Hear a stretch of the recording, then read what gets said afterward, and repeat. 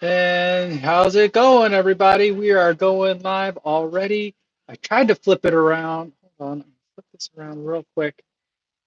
Uh-oh, orientation is locked. Sorry, guys. Just trying to figure it out. And trying to figure it out so that way I am looking at you guys correctly and still seeing the comments. Awesome. What's going on, everyone? We've got Tom AK's in here, Bart Legase.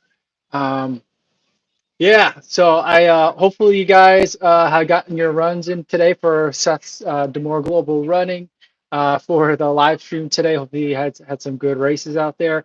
I wanted to make sure to move this live stream a little bit earlier so that way it didn't conflict because I knew you guys would probably want to do the other one and I didn't want to get in the way of that. So thanks everyone for accommodating the time change and getting over here. Um, Bert is going to need a Pepsi Max caffeine free before it starts. Awesome. Um, Gaki 1216, first time watching the live. Welcome. Hopefully you guys are enjoying it. I'm trying a couple of different things for the setup today, iterating every single time, hopefully getting a little bit better each time. This time I'm going off the iPad Pro to use that because I felt like using the iDevice worked out really well in terms of both image quality and simplicity. But I also want to make sure I'm getting good audio, just capturing it permanently. And just ripping the audio from the YouTube live stream doesn't seem to be ideal because I think YouTube is compressing it in a certain way. And so I'm also recording it off camera here, down here. There's another mic, so I'm doing that. And we'll see how that goes. So that way we can put that other places like Spotify or Apple Podcasts or wherever people are listening to podcasts in case they want to listen in. So the format I kind of want to have is to give everyone kind of a chance to check in, get in here, and see how you guys are doing, see how you guys are from. Sometimes I think I'll have guests, and that'll complicate things in terms of my simplicity factor. But some other times, for most of the time, I think I'm just going to chat with you guys and see what you guys want to talk about. Maybe I'll have a topic, something to talk about. For the most part, I'm going to go off of the Q&A and kind of see what you guys are doing, see where you guys are at, and just connect with you guys on a level that's a little bit more direct than me responding to you guys in comments. Although I have been meeting a lot of you guys that way and really been enjoying that. So if you see me in the camera like reaching over, it's because I'm trying to look through all the comments and they keep scrolling because you guys are commenting so many nice things in the chat and I want to keep up, but it keeps like moving on me. So that's what I'm doing if you see me. Matthew Shea's coming in from Nebraska. Motivation Theory says, hey. Um, Edgar Blazo is coming in from East Harlem. What's going on over there? Steve76. Yo, what's going on? No beers for today, okay? Although if you want to have one, that's cool. Andy FOD Runners here. Calm O'Brien is hi from Ireland. Awesome. Mr. Endorphins 2, the rescue says, sup, Mike? And Daryl Turtles says, how's it going, Kofuzi? Let's see, Bill Dowling 3 said he did the Demore half yesterday.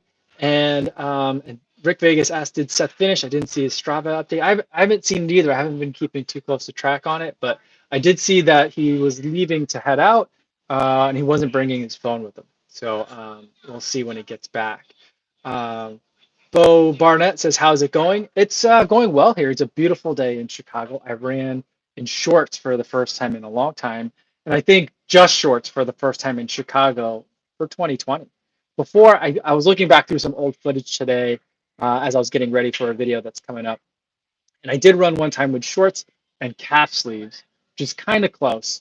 And day might have actually been nicer weather than today. But for today, just the shorts, no calf sleeves. So that was a lot of fun. And it was really nice. The first like half mile or so, I was chilly though. But the rest of the run, I had a great run today, just relaxing out there, going for, I was shooting for 10 miles, but I got out the door a little bit late. And so I was just under 10 miles for the day, but really can't complain. Let's see. Matthew Shea says Seth ran a 2:58 for his marathon. That's awesome. Donald Rhodes says aloha to Dwayne, who Dwayne says aloha from Hawaii. Awesome. Geki 1216 is here from Los Angeles, and Federico Gonçalves says Federico saying hey from Portugal. Awesome, very cool. Let's see. Paul WG says staticky sound. Hopefully, okay. Hopefully, I'm not getting interference on the mics here. Okay. So Mr. Endorphins who says audio is clear on his end. Okay. Cool. Cool. All right. Sean McCabe Says getting crunchy audio, glitchy sounding. All right, because I got two mics going on, one down here capturing audio to a sound recorder, and then one this talking to that thing. So that could be it. Let me know if that's still a problem, um, and we'll see what's going on. Um, Dave Meddy asks, Kofuzi, I've been trying to run with you, but I keep getting runner's knee. A nerner. I don't know what that means. Maybe it's new runner. Any tips? Please help. I'm not really sure what people mean when they say runner's knee, to be honest. So like it depends on kind of what the knee issue is. Knees are tricky because knees can be acting up if you're new to running and you're just getting into it, but knees can also be acting up because something is going wrong. And so a lot of times with new runners, what I think happens, and I'm not a physiologist, I'm not a physical therapist or medical professional, but I think what happens a lot of times with a lot of new runners and people getting injured is that different parts of your body are stronger than others. And so when we run, we think that like as we run more, all parts of our body will improve equally. But some people's lungs might be stronger than their legs, or their joints might be stronger than their feet. And so different things can kind of become weak and overtired, and other things might start compensating. And the way I think of it is when things are not like progressing or developed at the same rate, which is natural to happen. It's kind of like when you're working in a team at work and one person keeps calling in sick. That means the other people on the team have to work harder to compensate. And after a while, one member of that team is going to get burnt out, and then that link in the chain fails. So that's kind of what happens a lot.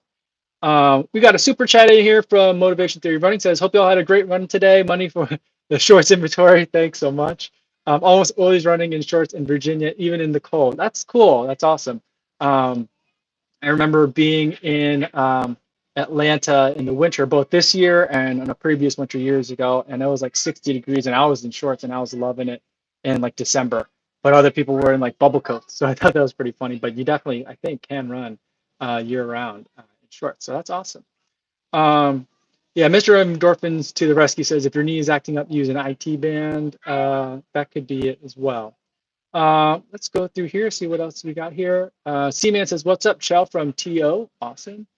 Um, Bart Ush says, fun fact, parks and public forests are reopening in Poland tomorrow, and that's the best news he's heard in a long time. That is great news. Hopefully, that means that things are going well in Poland. I haven't really heard too much of what's going on in Poland. I think that the news, at least as far as it reaches the United States, kind of gets all glommed together as what's going on in Europe. So I'm glad to hear the update coming in from Poland. Thomas Gallardo says, hello from Chile. A question, can you use the Jabra 75T one side at a time as the Jaybird Vista? I don't really test for that. I haven't tried it, but I don't think so. With the Jabra Elite 75T, I believe once you take one earbud out, everything will pause. So you might have to like set it up to go that way. But like out of the box, the default behavior is not to let that happen. So I think that one, the Jabra Elite,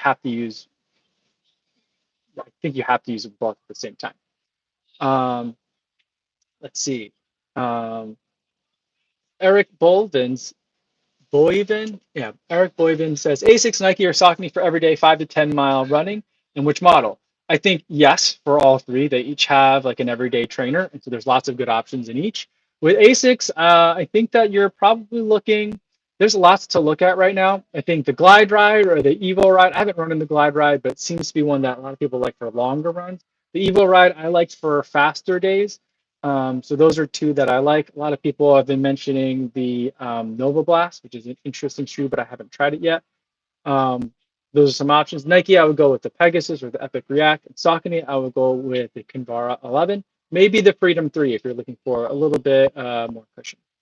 Let's see. Yeah, MJM says, let's talk Asics Nova Blast with Andy FOD. Yeah, I mean, I think a lot of people are really liking that. Let's see. Okay. Keiferification says on the Jabra Elite 75T, but you can, but only on the right side, which makes sense because I usually, if I take one out, I usually take out the right. So correction there on the Jabra Elite 75T. It looks like you can use it, but only the right. James Otto is here from Durham, UK. Awesome. Got a 316 PR for a 26.2 today. That's fantastic. That's great work. Awesome. Kyle Poops, that's an awesome name. Says, hello, Kofuzi. No, I'm having trouble staying consistent and motivated to run slash schoolwork. Do you guys have any tips and advice? Um, I would say, think about why you're unmotivated. If it's like a stress thing, maybe there's too many um, kind of weights on you mentally in terms of getting you going. Maybe like your goals are set too high, or you're putting too much pressure on yourself. Right now, at a time where productivity is a relative term and training and fitness are relative terms that are hard to really define absent any races to train for. I think that it's a good time to kind of.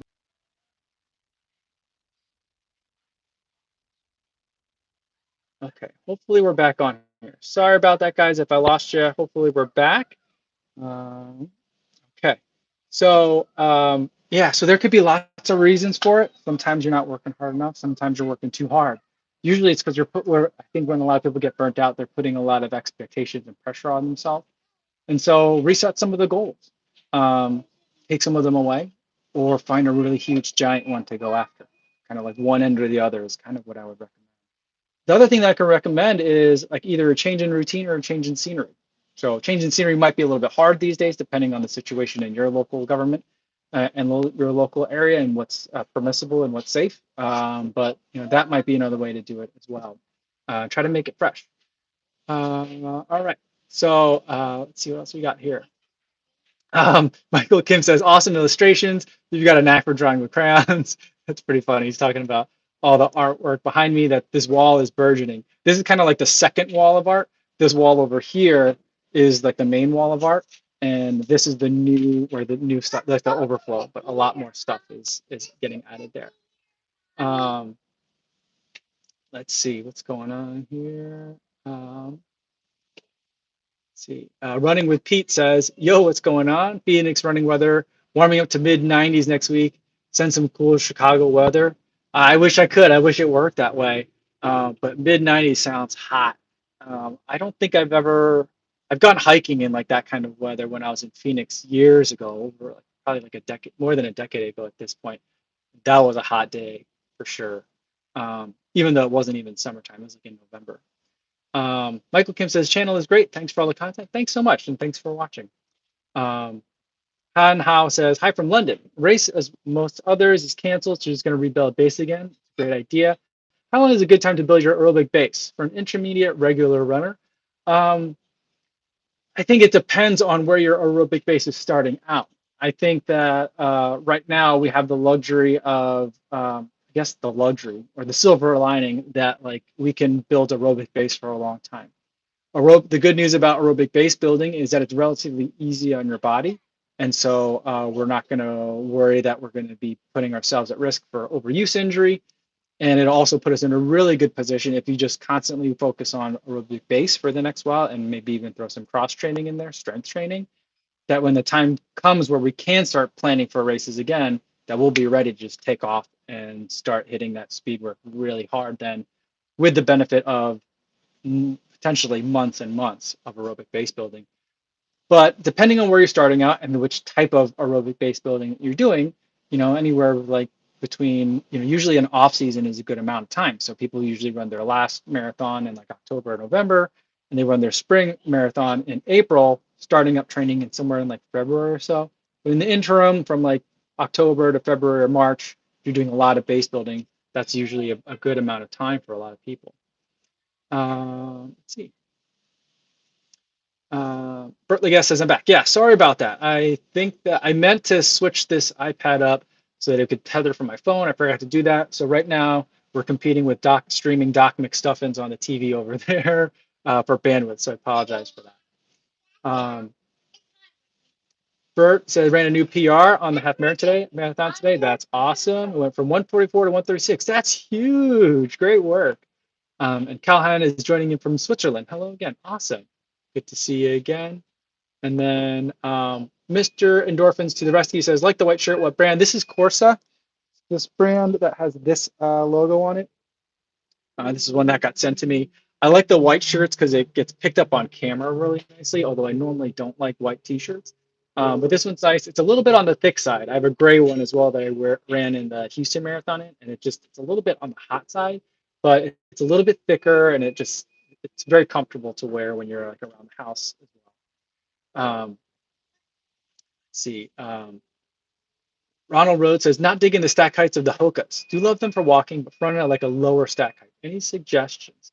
If you like the lower stack height, I would look at the let's see, the Adios 5 is one that's a pretty low stack height, or it feels like a very low stack height. I don't know if it actually is or not. Or the SL20. Those are two shoes I think that have pretty low stack height.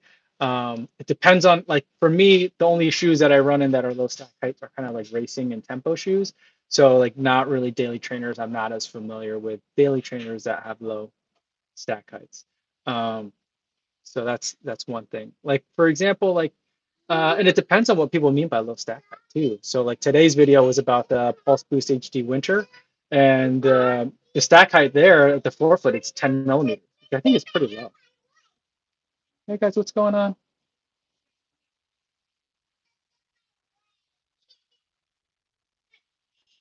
Hold on, guys.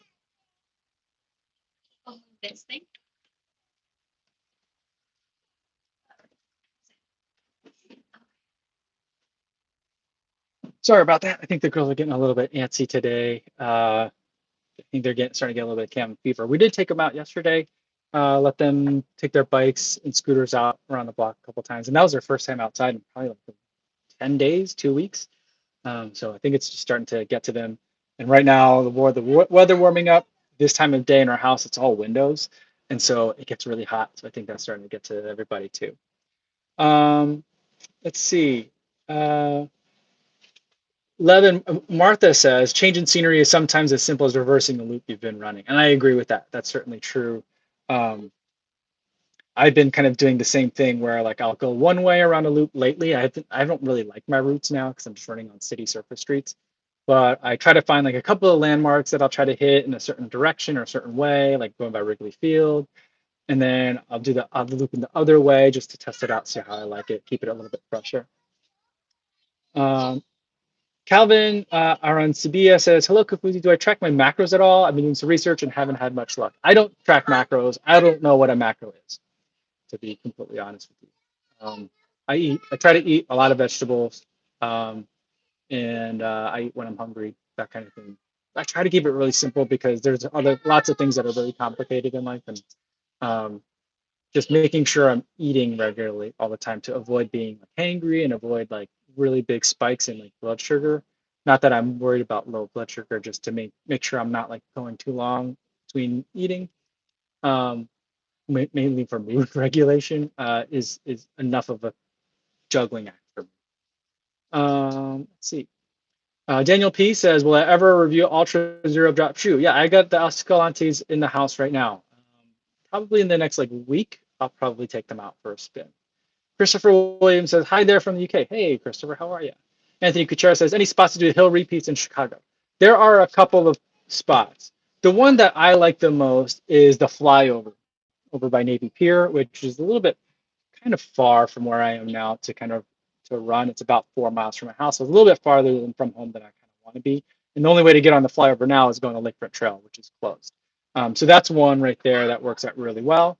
Because you got the flyover, which is a long gradual hill, and then it's a bridge for a short while, and it goes down, and you go under Lakeshore Drive, and then you come down on the other side, and then you can just turn right around and come back up by like Jackson Harbor and come back up. That's one. The other one, there's a couple of hills. One in Lincoln Park, like at the north end of Lincoln Park, really close to where I live. There's a statue of Hamilton right by there. There's a couple of smaller hills. And then over by the Grant statue in Lincoln Park, there's some hills over there right by the zoo. There's a couple of spots there. You could always do Roosevelt. That's what I like to do sometimes as well. If I'm on a longer run, I'll run down there and then I'll run up like that last part of the Chicago Marathon, run up Roosevelt. Not that it's a huge hill, but just to like mentally to have defeated it a whole bunch of times as well. So that's another thing that I like to do. Um, Dylan Devaney is, what heart zone is aerobic? I think it depends on kind of which school you subscribe to. For me, I use Maffetone training, and so my aerobic zone, or the max end of my aerobic zone, is 180 minus my age, and then I add 5 to it because I've been able to run without injury, without getting sick for a very long time. So that's kind of general loose formula. Other things are like 220 minus something times a percentage or something like that. So there's other ways of calculating what your kind of working aerobic zone is, but mine is 145. I usually try to keep my runs between 130 and 145 beats per minute for me as a 4-year-old. Let's see. Motivation theory running's been working on his base and a little bit of speed work. Yeah, I think that like for me to do the speed work is just another way to just keep it interesting and keep it fun. Doing like 70 miles a week of just aerobic base building gets really boring, no matter how motivated a person is. You know, we're talking about motivation. So throwing in like a faster day, especially like if you're doing like a long run on Saturday kind of thing, that's definitely a nice way to kind of like help make the mileage stay up higher and make it more interesting to do all that stuff. Um, when is the Freedom 3 review coming out? Bruce Noble asked. I mean, I did the original kind of like first run of it, and then since then I started running in the Ultra Boost 20 to kind of knock that one, like the long-term review out. So now I'm turning back to the Freedom 3, but also mixing in a little bit of Glycerin 18 because I think I'm gonna do a comparison video of those two shoes. Probably in the meantime. So probably in the next 3 or 4 days, there'll be a Glycerin versus Freedom video coming out. And then the Freedom 3 like 100-mile review will probably be out, given the amount of miles that I'm currently running, probably in about 9 or 10 days from now. That's kind of what I'm thinking. Sada-san says, have you done any strength training since gym's closed? Saw some gym posts on Instagram. Yeah, I've kind of settled in on a like a circuit that I like to do. I'll probably make a video about it. It's something that I've been doing pretty much every day, not as like a strength workout in and of itself. I've just been doing it as like a way of um, just like if I have like 5 minutes, I'll do one set of the circuit. And it's like all body weight, just squats, some iso things like single leg lunges, some single leg deadlifts, that kind of thing. But you do the entire circuit, and that makes for a pretty good kind of like, well, like Joe Holder, Ocho system calls it like the exercise snack. So it makes for a good exercise snack. So I've been liking that. And although it doesn't feel that difficult, I feel like it's working muscles that are very underutilized or undertrained for me. And so like after like 2 days of doing like 2 or 3 of the circuits per day, like by the third day, like it took like a half mile for me to warm up because like my butt was hurting, my hamstrings were hurting, my quads were hurting, and just sore in different ways that hadn't been sore in a long time. So I think it's effective. Um, Aaron Shimon says, I appreciate the channel follow and love the content. That's awesome, dude. Thank you so much. Um, Will Gras says, hey, Kofuzi, moving to Chicago this summer. Is Chicago a good running city? Normally, it's a fantastic running city. It's a huge running city. It's a run crazy city, and especially along the lakefront, which is now closed, unfortunately, or along the 606, which is also closed right now with everything going on. It's packed full of runners. There are a bunch of running crews. There's so many running crews that you can join depending on kind of like where you live and kind of like what vibe you're looking for. There's CARA, the Chicago Area Runners Association. That's the biggest and most well established. And there's 3Run2. There is a whole bunch of different running groups that you can join. Endurance Sports, what are they called? Chicago Endurance Sports, CES, something like that. So there's a whole bunch depending on kind of like what your focus is on and kind of what you're looking for. So lots of running clubs that you can join around here too. Laurent Lefebvre says, hey, are there still websites selling Vaporfly Next Percent? I can't find any website. I'm not sure. I haven't been shopping for them in a long time. But I think that the new color of the Vaporfly Next, that like black one, is coming out. I think it's like black or dark green. I'm what color black, so I'm not sure exactly what color that is. But my understanding is that one goes on sale the 20th. So I would check the 20th about 10 a.m. Eastern time on the Nike Run Club or like the Nike app.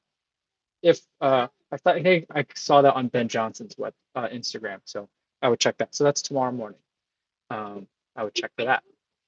Let's see. Sonic Sun said you're 40. What the heck? Yeah. Yeah. I mean, it's it's useful now to look younger than my age. For the last 20 years, it hasn't been. And as I started my business, it was a challenge as well because then it looked like I was just like the young kid um, asking for people to pay these big invoices or trying to tell people how to do the things that they're supposedly good at. So as a consultant, looking younger than your age isn't always great. Now that I'm like starting to get a little bit of gray hairs and I'm starting to look a little bit like my age, I think it kind of helps. Dwayne Tamashiro said that we would have had the Kofuzi Run Club Boston edition today. Yeah. Also, if you look for Boston weather tomorrow, it would have been perfect. Yeah, I know. That's what we would have been doing today is hanging out. And that's a big bummer. And I didn't look at the weather, but I've been following a lot of tweets about the weather. And Peter Bromka, who I follow on Twitter, was saying that like you could look at the weather for tomorrow for Boston, but just know that that's not the weather we would have gotten if we got to run Boston this year, because that's how Boston always is. Just as the day after the Boston Marathon is always beautiful weather, the day of it is always a challenge.